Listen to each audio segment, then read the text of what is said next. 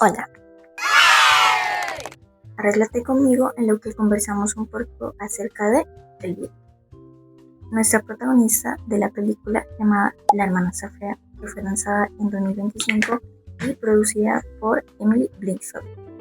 Pero para que esta charla sea mucho más interesante, me acompaña el día de hoy mi íntimo amigo Ignacio Martín Barón. Buenas tardes. La trama central de la película se mueve en que Elvira, nuestra protagonista, sueña con el amor del príncipe Julia y ella está dispuesta a hacer lo necesario para lograr casarse con él. Por desgracia, cuando se menciona lo que sea, es lo que sea, con tal de ajustarse a los ideales del reino. Que Elvira sueñe con el amor del príncipe no suena a nada malo. El conflicto inicia en lo que yo personalmente puedo identificar en 3 momentos clave. El primero es cuando Elvira comienza a sentirse pequeña en comparación a Agnes, al momento de recibir una invitación para un baile, ya que aparentemente el príncipe está buscando esposa. El segundo momento es cuando su madre le infunda la idea de que ella no puede ser amada por ser fea. Yo podría casarme. ¿Con quién? ¿Con el príncipe? Solo mírate al espejo, mi vida. Y el tercer conflicto es que su principal entorno y grupo social la frena y la limita, y además de eso la menosprecia. El tema con estos 3 puntos es que Elvira en un inicio no parece preocuparse por su apariencia. De hecho, se nos presenta como una joven muy auténtica, alegre, despistada un poco y bastante inocente. ¿Qué simboliza la serpiente para ti? Su pene.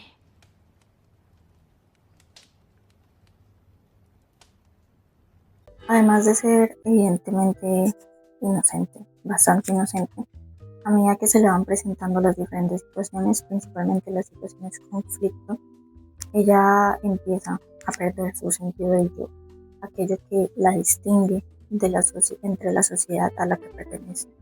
Sí, yo personalmente considero que esto sucede por 2 razones. La primera es que la identidad de Elvira está en construcción y de hecho de esto mismo nace la segunda. Y es que hay que tener en cuenta algo muy importante y es que Elvira apenas tiene 16 años. Ella es joven y está sujeta a verse influenciada fácilmente por su entorno, por lo cual su identidad empieza a construirse y a formarse muy fuertemente desde lo social. Pero esto podría ser un limitante para que ella desarrolle su identidad personal. El individuo cambia a fin de poder sobrevivir y funcionar adecuadamente. Esta frase permitiría entender el por qué Elvira comienza a cambiar su forma de ser frente a las exigencias de su mismo entorno.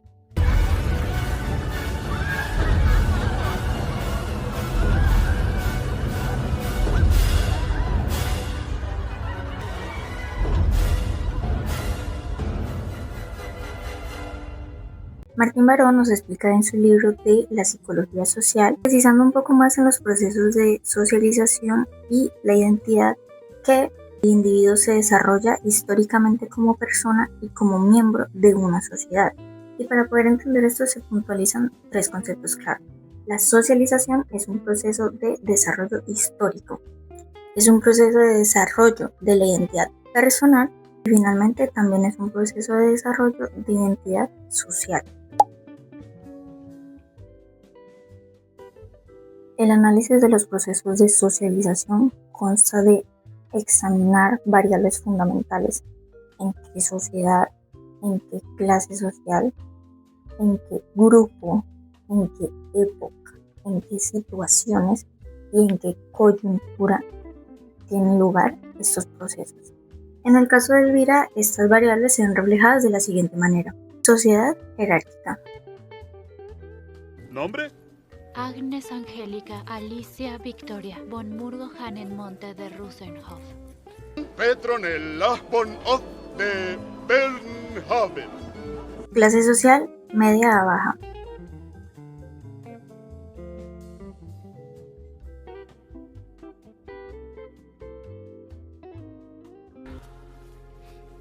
Listo, está mejor. Lo harás de maravilla. Sí. Mañana nos harás ricos. Su grupo cercano refuerzan constantemente estos ideales, ya que tanto su madre como la academia y los hombres con los que ella interactúa validan y refuerzan la idea de que ella debe cumplir con ciertos estándares para ser aceptada. ¡Ya tómala, príncipe! ¡Aprovecha que tienes el pene de fuera! ¿A esa cosa? Nunca me cogería esa cosa. La época en la que se desarrolla la historia limita las posibilidades de construcción de la identidad, ya que reducen el valor de la mujer a su apariencia y al rol que ella debe cumplir dentro del matrimonio.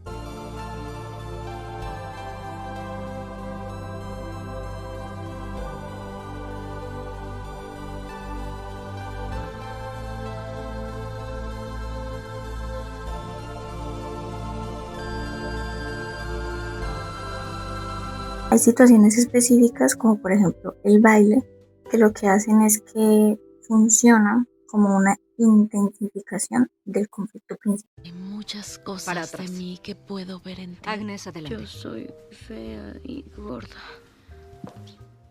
En los que estas presiones se van acumulando y se vuelven más evidentes en la manera en la que Elvira hace ciertas tomas de decisiones. Y acerca de la coyuntura, se las voy a mostrar porque son específicamente ciertas escenas y por cierto significa eso. Pero pueden ser algo fuertes, pero son necesarias para poder entender y poder seguir un poco más adelante.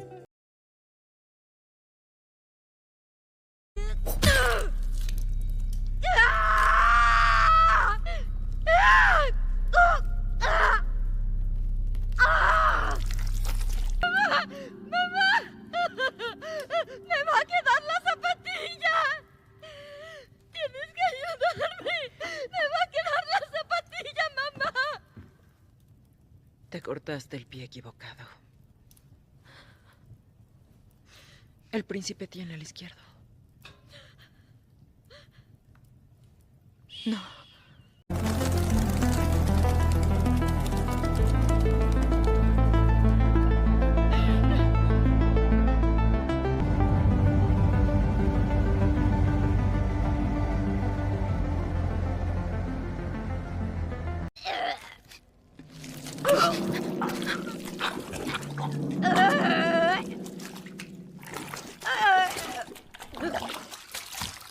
Con esto, Martín Baró nos está diciendo que el sujeto no se forma del aire, sino que se forma en un contexto social muy específico. La persona se va configurando, va llegando a ser en su desarrollo en y frente a la sociedad. Este proceso dice que la identidad no nace lista, sino que se va formando con el tiempo. Pero cuando menciona que el desarrollo de la persona llega en y frente a la sociedad, el en es porque vivimos dentro de ciertas relaciones, normas y expectativas. En Elvira, este en se construye de los discursos impartidos por su grupo cercano, cuando le dicen que es fea, que es inútil, que su anhelo de casarse con el príncipe es estúpido. Inclusive le dicen que nadie nunca la va a amar y que está gorda, cuando claramente no lo está, pero pues, frente a la sociedad es porque nosotros también respondemos de cierta forma a esto que se nos impone, sea aceptando, rechazando o transformando esto que nos están tratando de imponer. Y este frente es la manera en la que Elvira responde a estos procesos. Por ejemplo, cuando ella empieza a cambiar a pesar del dolor que esto le provoca, ignorando.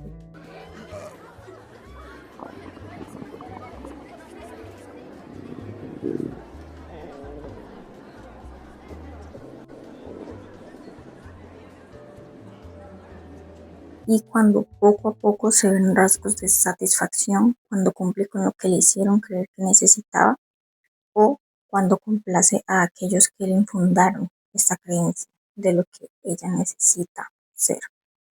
Y lamentablemente, a pesar de que Elvira sí actúa, lo hace desde una identidad que ya fue moldeada por su entorno.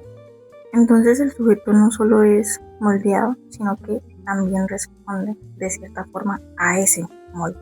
La sociedad entonces no es algo externo a la identidad personal, es el elemento configurador esencial de su ser personal. No hay identidad personal que no sea al mismo tiempo y por lo mismo identidad social. Como un ejemplo muy importante que podemos utilizar es nuestro mismo nombre.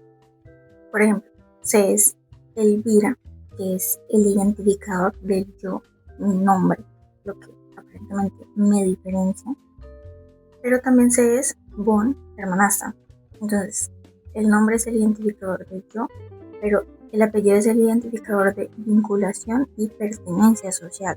Ella pertenece a una sociedad, pero a la vez tiene la responsabilidad de diferenciarse a sí misma de esa sociedad, de encontrar su yo personal aparte de su yo social. La conciencia que la persona adquiere sobre sí misma y que a su vez repercute en su propia determinación surge condicionada por la realidad objetiva que le abre o le cierra determinadas oportunidades.